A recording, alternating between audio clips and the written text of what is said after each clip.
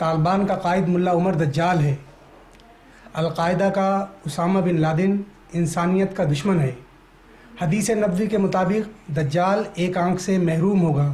یہ ایک اشارہ ہے جس کا مطلب ہے کہ وہ باطنی علم سے محروم ہوگا۔ یہ باطنی علم کی محرومی ہی دہشت گردی کا باعث بنی ہوئی ہے، جس کو جہاد کا نام دے کر طالبان اور القاعدہ والے معصوم انسانیت کا قتل عام کر رہے ہیں۔ خودکشی اسلام میں حرام ہے اور اس کا مرتکب ہونے والا جہنمی ہے۔ پھر خودکش حملے کیسے جائز ہو سکتے ہیں اور خودکش حملہ آور کس طرح جنتی ہو سکتے ہیں؟ دور حاضر کے علماء اسلام کہتے ہیں کہ دجال یہودیوں سے ہوگا۔ یہ تاثر غلط ہے، کیونکہ ایک روایت کے مطابق 70,000 علماء اسلام دجال کے دست پر بیعت کریں گے۔ اگر وہ یہودیوں سے ہوگا تو مسلم علماء اس کی بیعت کیوں کریں گے؟ یہ جو حدیث بیان کی ہے 70 علماء والی، یہ مشکات شریف کی جلد نمبر 2M اور صفحہ نمبر 49 ہے۔ اگر صفحے سے نہ ملے تو پھر جلد 2M کا دجال کا باب جو ہے اس کے اندر یہ حدیث مل جائے گی کہ 70,000 علماء اسلام دجال کے دست پر بیعت کریں گے۔ اگر وہ یہودیوں سے ہوگا تو مسلم علماء اس کی بیعت کیوں کریں گے؟ اگر وہ یہودیوں سے ہوگا تو مسلم علماء نے اس کی بیعت کیوں کریں گے؟ ایک اور روایت میں آیا ہے کہ ایک وقت آئے گا جب اسلام میں سوائے نام کچھ باقی نہیں بچے گا۔ یہ مشکات شریف یہ بھی حدیث ہے، لا یبقى من الاسلام الا اسمه ولا يبقى من القرآن الا رسمه، کہ جب اسلام کا صرف نام کے علاوہ کچھ باقی نہیں بچے گا، فتنہ اہل اسلام سے ہی نکلے گا اور انہی میں ختم ہوگا۔ وہ فتنہ دجال کے فتنے کی طرف ہی اشارہ ہے۔ امام مہدی سیدنا گور شاہی فرماتے ہیں کہ ظاہری علم سے دل سخت ہوتا ہے اور دل کی ناپاکی سے فرقہ واریت جنم لیتی ہے اور فرقہ واریت سے مذہبی جنونیت کا اظہار ہوتا ہے۔ اس دور پرفتن میں نہ اسلام باقی بچا ہے اور نہ ہی قرآن کی صحیح تشریح موجود ہے۔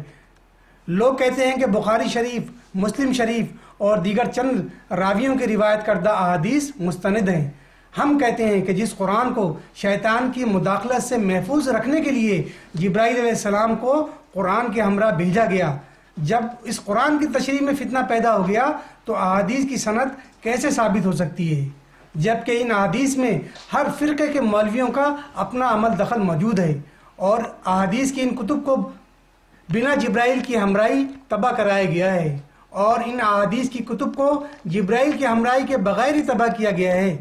ہم کہتے ہیں کہ صرف وہی احادیث مستند ہیں جو کسی کامل ولی اللہ، اہل نظر، اہل باطل کی تصدیق شدہ ہیں، جیسا کہ سلطان حق باہو نے تقریباً 300 سال قبل صرف 40 احادیث کو مستند قرار دیا تھا اور آج تو ان میں بگاڑ پیدا ہو چکا ہے۔ قصہ المختصر، باطنی علم کی محرومی نے مسلم قوم و علماء کو حق سے بیگانہ اور رب سے ناآشنا کر دیا ہے۔ حضرت علی کرم اللہ کے دور میں بھی ظاہری علم کا فتنہ زور پکڑ رہا تھا، تب آپ نے اس قسم کے 5,000 ظاہر پرست علماء کو قتل کرا دیا تھا۔ اس کے باوجود بھی جاہل علماء کا وجود مٹ نہ سکا، اور جب امیر معاویہ کا بیٹا یزید خلیفہ بنا تو انہی مولویوں نے ان 5,000 علماء کے قتل کا بدلہ لینے کی غرض سے یزید کو امام حسین کے خلاف بھڑکایا، اور اس طرح واقعہ کربلا مارز وجود میں آیا۔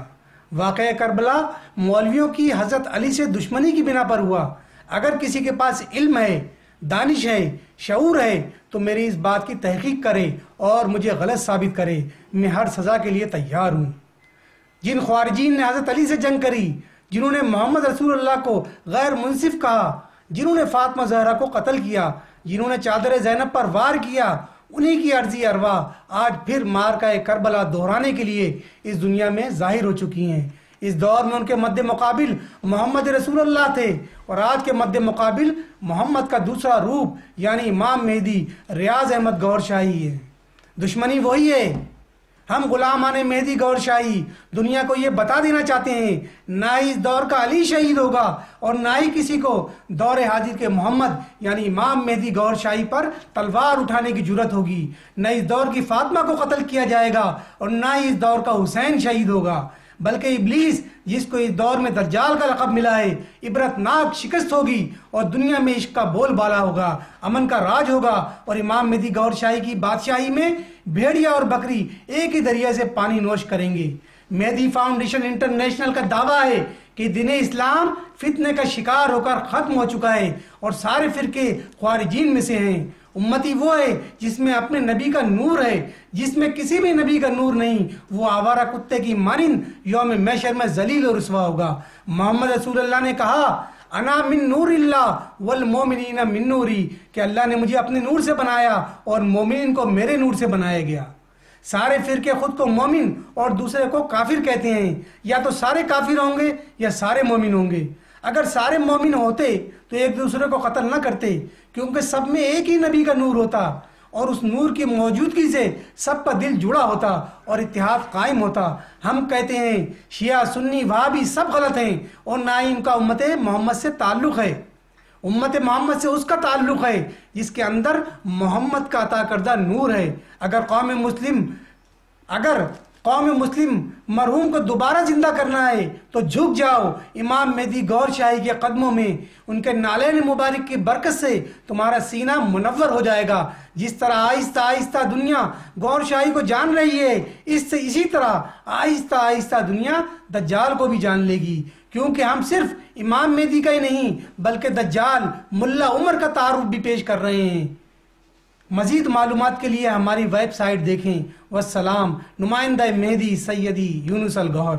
ویب سائٹ کا ایڈریس ہے www.gohorshahi.com۔ گوہر شاہی مرحبا، لا الہ الا اللہ۔